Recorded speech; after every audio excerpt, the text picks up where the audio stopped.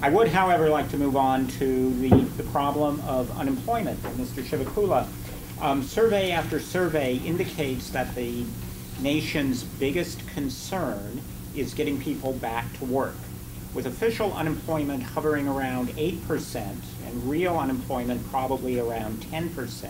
What does Congress need to do to bring these rates down?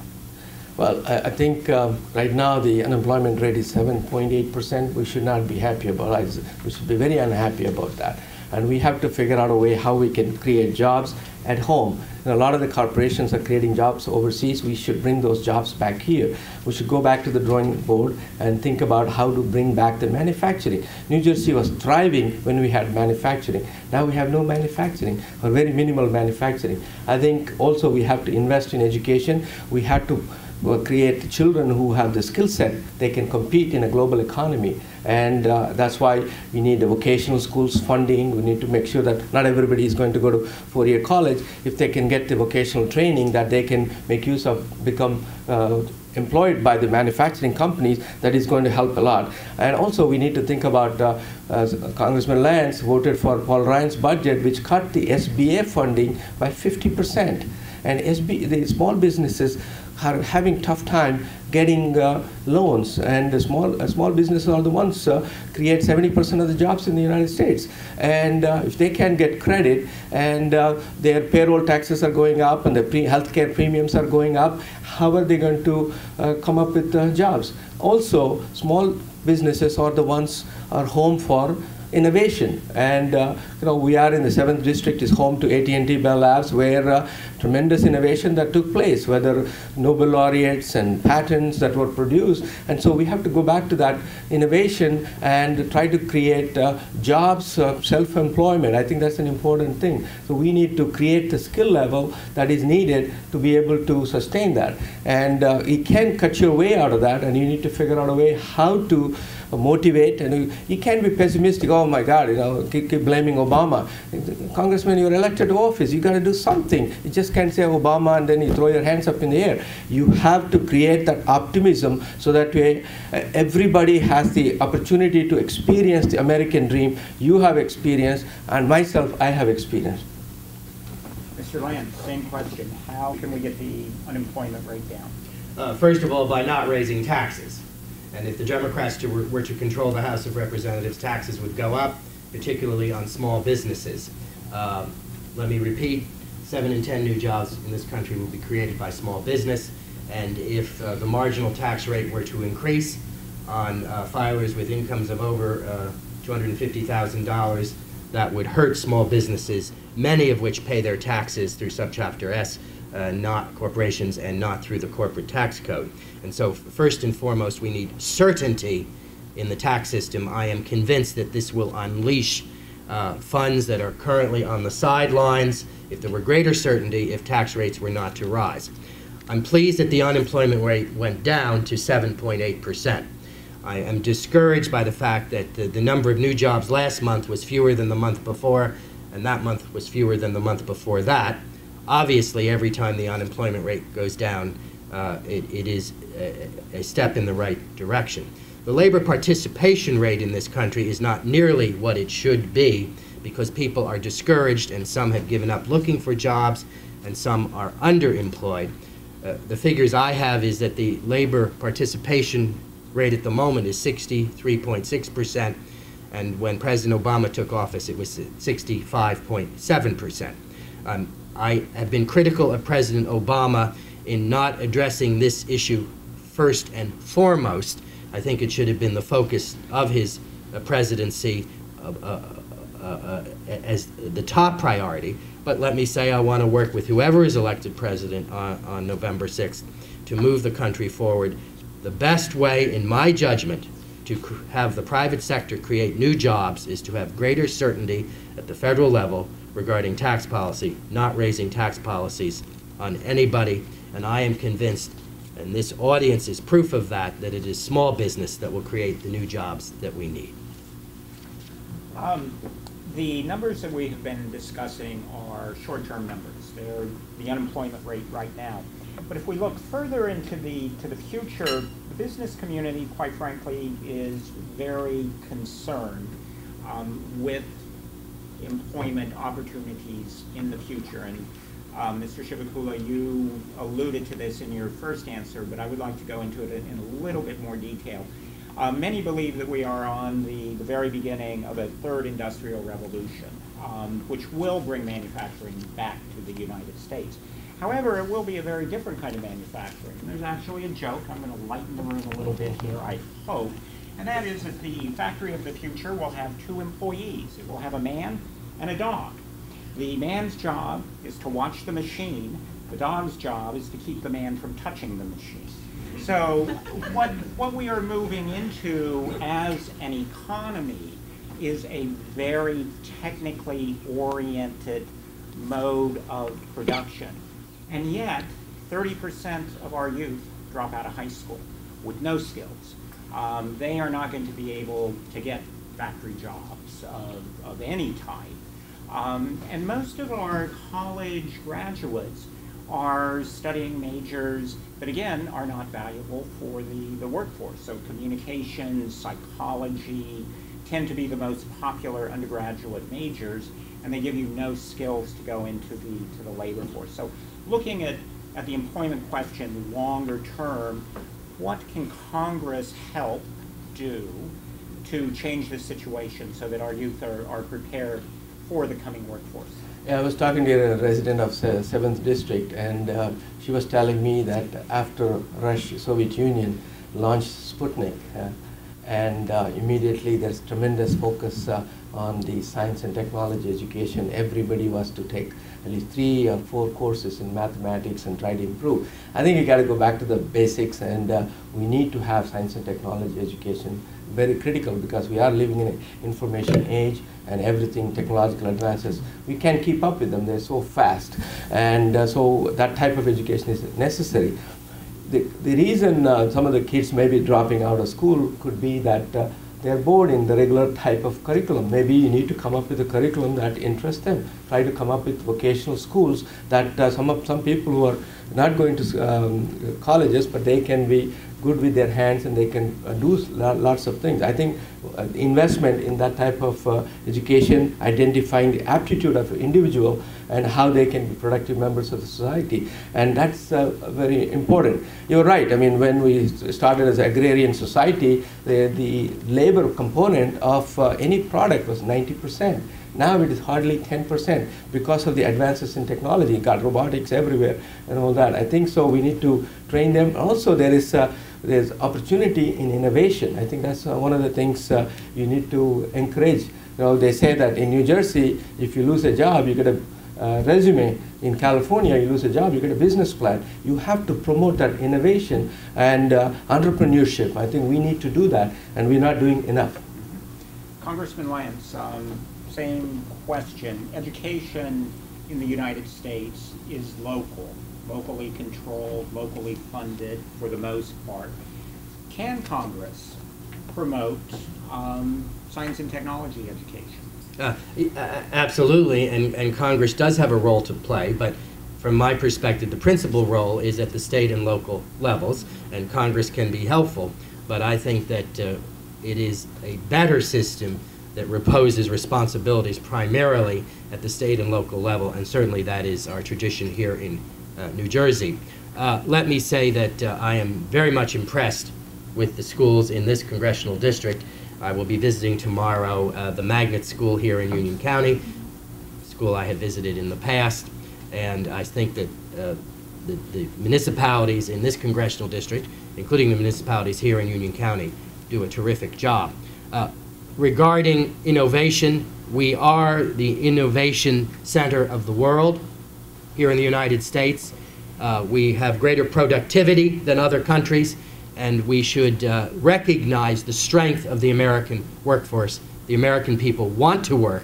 The reason that unemployment is so high, in my judgment, is that we have not focused as we should, particularly in Washington. I think the president should have focused almost exclusively on the issues of employment.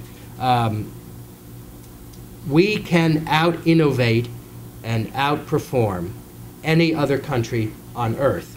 There are funds on the sidelines because of the lack of certainty in Washington. And what we can do most of all is to create better certainty, certainty as to tax policy, certainty as to administrative rules and regulations, and certainly regarding healthcare policy. And I think that that will do a great deal in helping private industry create the jobs we need. Also, we need to bring back to this country profits that have been made abroad by companies that I think should bring those profits back to the United States so that more Americans can be working. And that is why we need a reform of our corporate tax policy as well. Great. So we will now move on to the financial services section. This will be our last topic of discussion. Small business employs about half of the workforce in the United States. Small business is the first to expand employment at the end of a recession. But to expand, small business needs access to credit. Mr. Lance, we bailed out the banks, but the banks are not lending to anyone, and especially not to small business. Many bankers blame the Dodd-Frank bill, for severely limiting their ability to lend. Do you agree? Yes, I do, and I did not vote for Dodd-Frank. Let me say that we needed reform, and there are certain good provisions in Dodd-Frank, but overall, I did not favor it.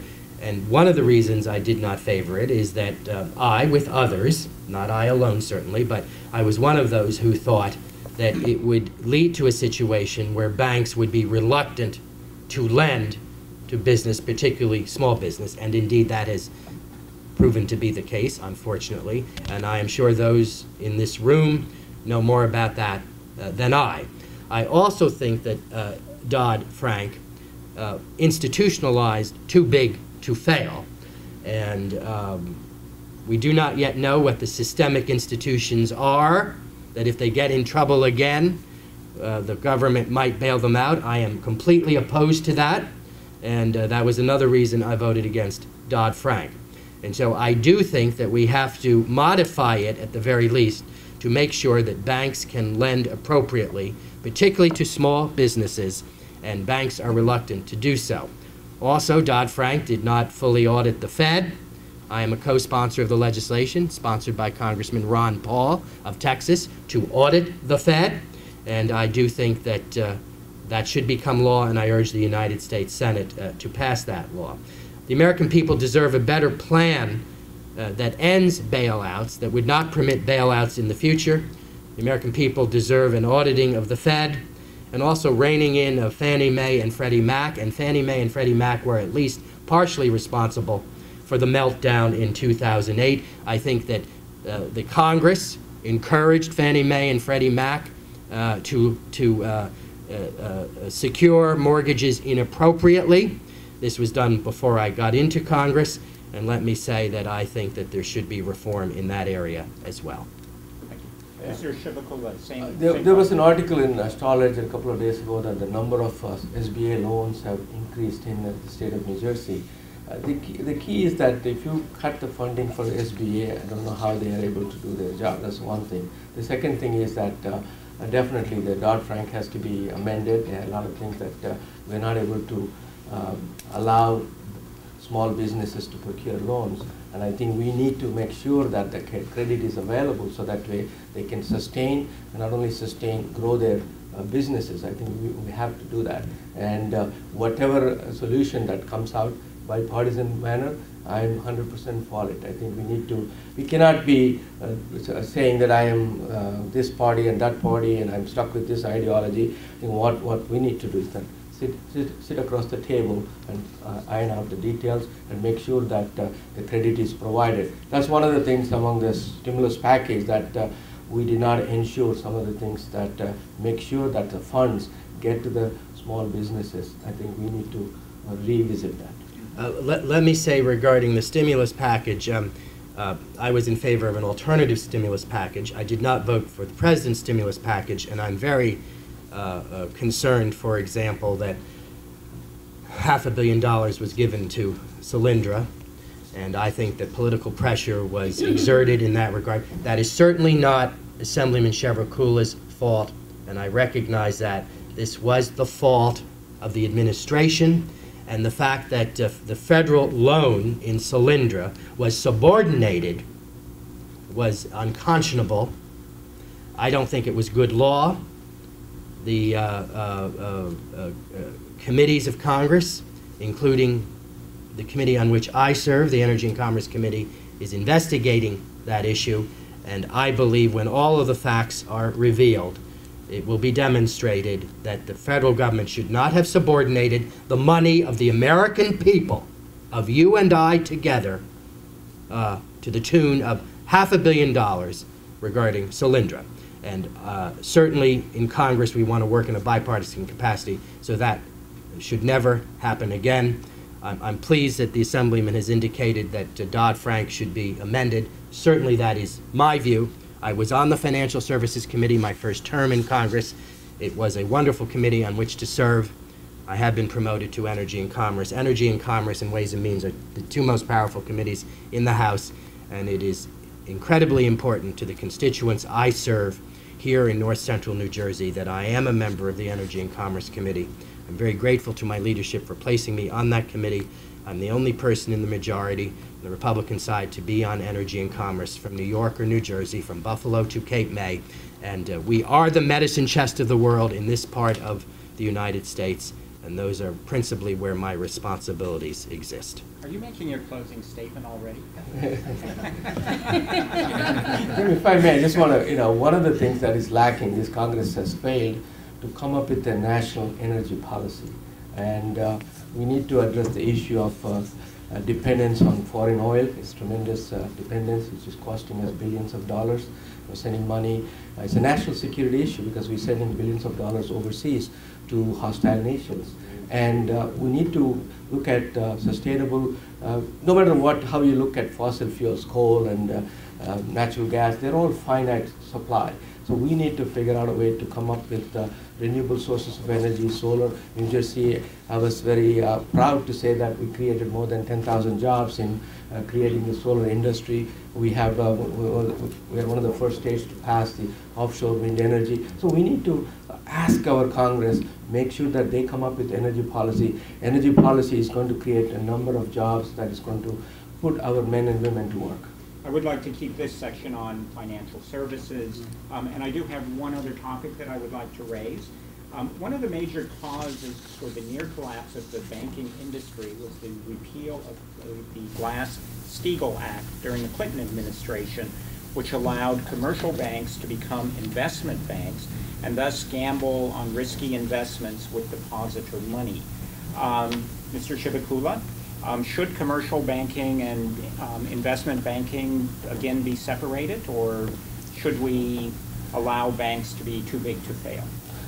Well, I think they should be separated. I believe, because any kind of speculation, like if you look at the Paul Ryan's budget, taking the Medicare and turning it into privatization, converting into voucher care, these things are which Leonard Lance has voted for. Any kind of speculative, when you're taking people's money and you're speculating on Wall Street, it is always not a good thing. Congressman Lance. I do not favor returning to Glass-Steagall in its entirety, and I do not believe that will occur, and I think that is the overwhelming position of a majority of the Congress, and I believe that's the position of both President Obama and of Governor Romney. So I do not think we're going to return to Glass-Steagall. Having said that, I do not want to have a situation ever again where the American people bail out big institutions, commercial banks and investment banks together. That's now permitted. And my concern with Dodd-Frank is that it will inevitably result to a return of too big to fail. Now let me repeat that we do not know the banks that would be in that category because there is no official list, but I would presume it would be among the biggest institutions financially in this country, and I am adamantly opposed to that portion of Dodd-Frank that in effect permits a return to too big to fail. And that is the way I would address Glass-Steagall. There should be regulation, not over-regulation, but there certainly should be regulation. 100 years ago, London was the financial capital of the world, at least of the Western world. At some point in the 20th century, that leadership passed to us, particularly here in New York. New York is the financial capital of the Western world, indeed of the entire world today. My concern is that that position of leadership might go back to London or perhaps to Asia. And within Asia, I would say Shanghai. And I want to make sure over the course of the lives of those in this room, including the lives of the young people, that New York remain the financial capital of the world. It's incredibly important to the district I serve, incredibly important to New Jersey, incredibly important to this nation. The freedoms we share together are based upon our success financially in part, certainly based upon the American Constitution and our belief in God. And let me say, I want a system that we have financial regulation so that we might move forward in a progressive fashion. All right, that concludes the debate portion of this morning, and so now each candidate will be given an opportunity to make a 2-minute summary statement. And Mr. Chivukula, we'd like to start with you. Thank you, Jim. Thanks so much for the Gateway Chamber of Commerce and Congressman Leonard Lance for this opportunity to present my views and my positions on various issues. And I think America is a great country. A student from India coming to United States, not only get elected to local office, serving in the state office, has the opportunity to run for U.S. Congress. It's, that only shows the greatness of this great nation.